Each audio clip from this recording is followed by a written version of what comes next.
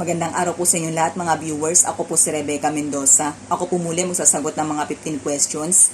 Meron po ako ditong hinandang props. Itong props na ito ay naglalaman po ng mga 15 questions. Ang gagawin ko po dito ay bubunutin ko po ito pa isa-isa.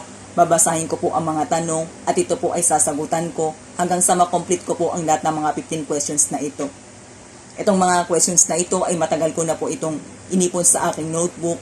Ako po ang lahat ng nag-effort na mag-search at magsagot ng mga tanong na ito. Then, nag-effort din po akong mag-practice na mag-memorize. Anyway, ito po ay pang 27 videos ko na po ito sa Q&A at ngayon ay mag-start na po ako.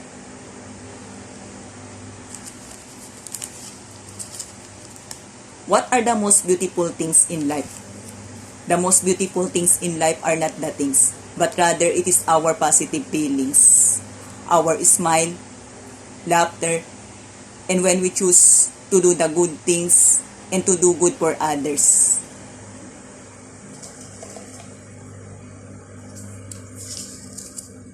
What makes health the greatest wealth of any man? If we always choose to be more health conscious, we always choose to live in positive, and we always choose to do good for others, it is give us health and it makes us the greatest wealth.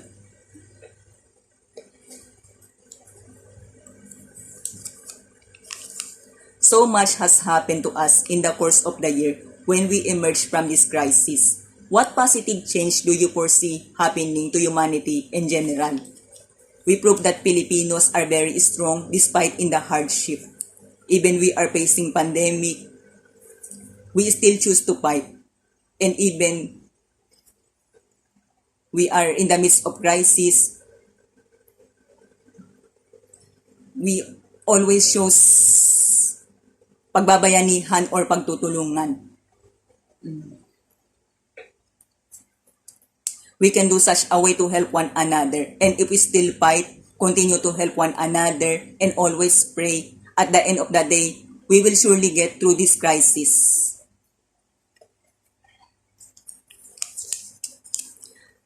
According to Global Citizen, 95% of the world's countries are led by a male head of state.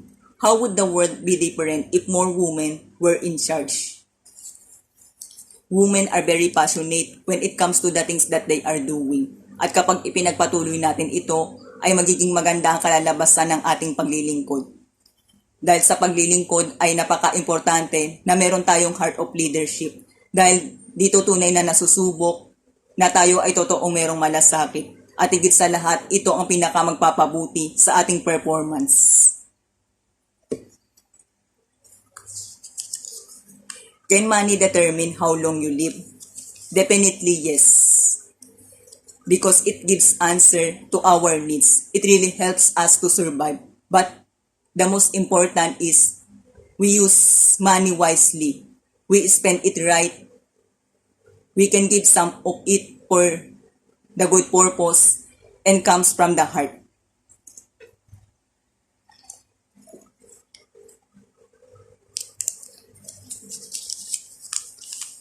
Do you have to be rich to have a good life? To be rich is really a big advantage to have a good life. But most important is we are living happy, healthy, kind, smart, and have God-fearing.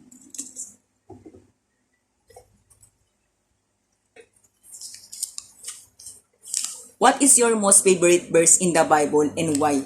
My most favorite verse in the Bible is Proverbs chapter 3 verse 5, which is trust in the Lord with all your heart and do not depend on your own understanding, because it teaches us to be humble, and it is most important to trust God because He always knows what's the best for us.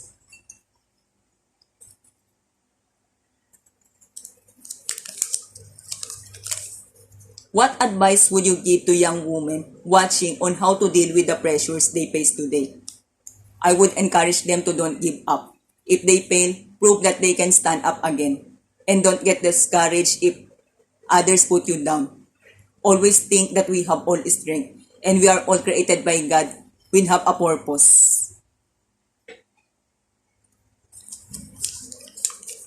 How important are luxury items for a woman when the national economy is down and struggling? From now on, we need to prioritize luxury items while facing pandemic. And even we are rich, we need to practice to be economical. And if we have more money, we need to use it for the charity, for essential need, lalo na sa panahon ngayon. Dahil sa panahon ngayon ay napakarami ng bilang ng tao na naghihirap. And the whole world is continuous suffered economic downfall due to pandemic crisis. And we need to understand the problems of our country, the problems of our community, so we may be able to rise and uplift each other.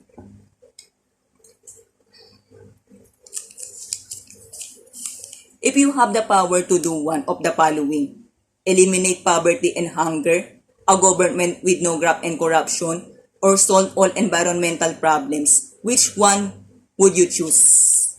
If I have the power and if I could choose to eliminate one, I choose to solve all environmental problems because it is the cause of why we experience scarcity, hunger, different kinds of sickness, worse global calamity,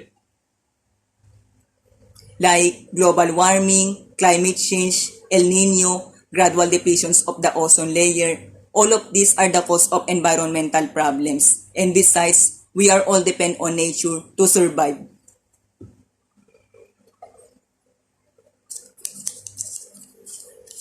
Many people think climate change is a hoax. What would you do to convince them otherwise? Honestly, I feel sad to see how natures are facing a lot of many problems. And it is happened because of our apathetic, our wrong actions what we have done. At para masolusyonan ito, ang kailangan natin gawin ay magbago. Always do good action. We should do such eco-friendly things. Lagi tayong maging mabait sa kalikasan para sa bandang huli ay hindi tayo magsisi.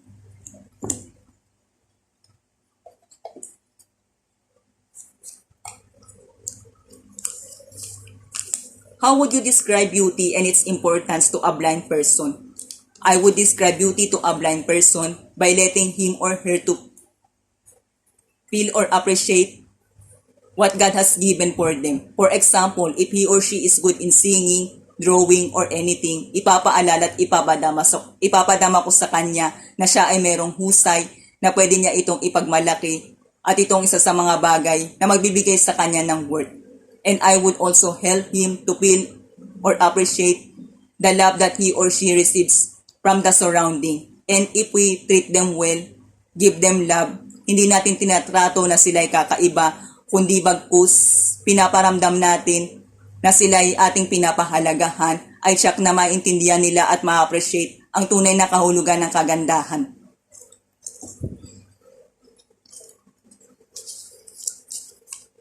How can women best handle body shaming? Never mind if we don't have perfect beauty in the outside, but we should take care of our body because it is our temple. And it is important that we choose to appreciate our talent. Pahalagahan natin ito at palaguin para tayo ay maging productive.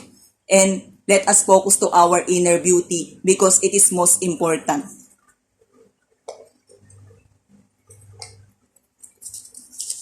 In life, what should you follow? Your heart or your mind? I believe there's a reason why God put our mind in the upper parts of the body. So therefore, it is always important that we choose to use our mind before our hearts.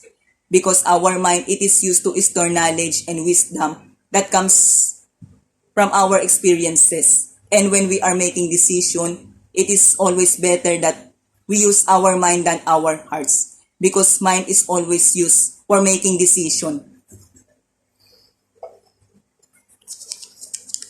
What makes you feel most seen and understood? I feel most seen and understood when there's someone who listens to me, appreciate my strength, and also when there's someone who corrects me if I'm wrong.